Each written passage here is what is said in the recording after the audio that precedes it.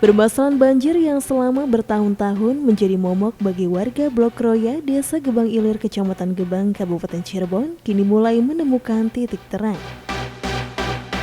Melalui bantuan pompa air berkapasitas besar dari anggota Komisi 4 DPR RI, Profesor Rohmin Dahuri, genangan yang selama ini menghambat aktivitas masyarakat dan proses belajar mengajar di SDN 1 Gebang Ilir berhasil dikurangi secara signifikan.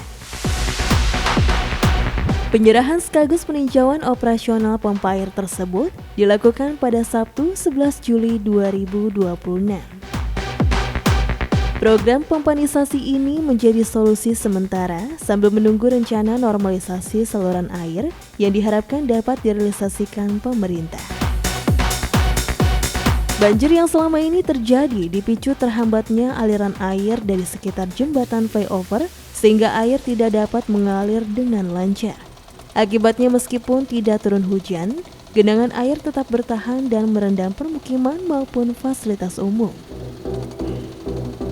Kondisi tersebut mendorong pemerintah desa untuk mencari solusi dengan berkonsultasi kepada Profesor Rohmin Dahuri. Respon cepat pun diberikan melalui bantuan pompa air yang kini dioperasikan secara rutin. Pompa tersebut dioperasikan hingga 3 kali dalam sehari.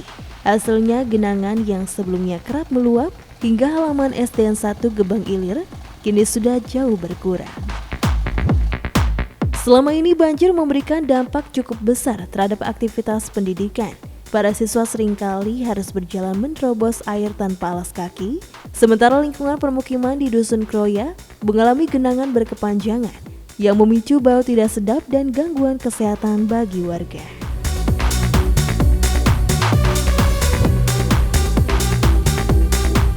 Pemerintah Desa Gebang Ilir juga telah mengusulkan normalisasi saluran sebagai solusi permanen.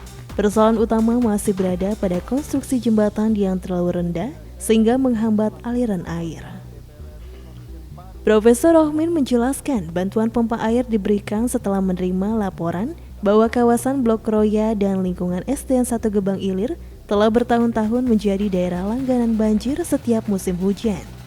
Sebagai langkah cepat, ia menghadirkan pompa air berkapasitas besar yang mampu menyedot genangan dan mengalirkannya ke Sungai Ciberes.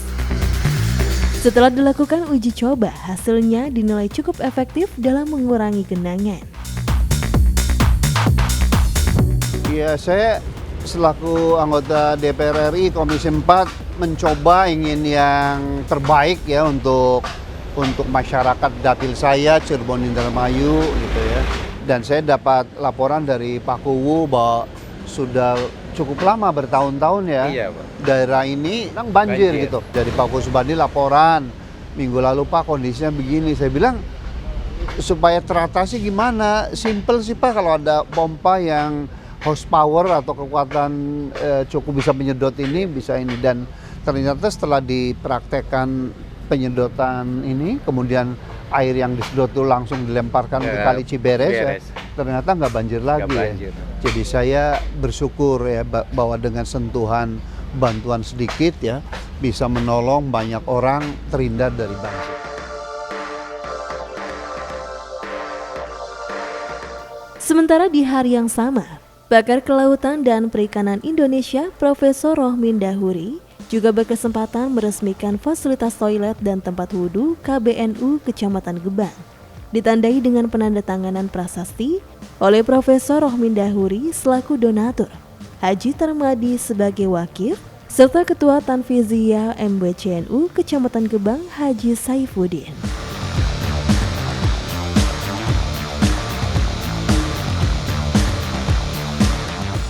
Profesor Rohmin Dahuri menjelaskan bahwa pembangunan kantor bersama NU beserta musola dilakukan secara gotong royong bersama keluarga sebagai bentuk sedekah, infak dan pengabdian kepada umat, bukan menggunakan kapasitasnya sebagai anggota DPR RI.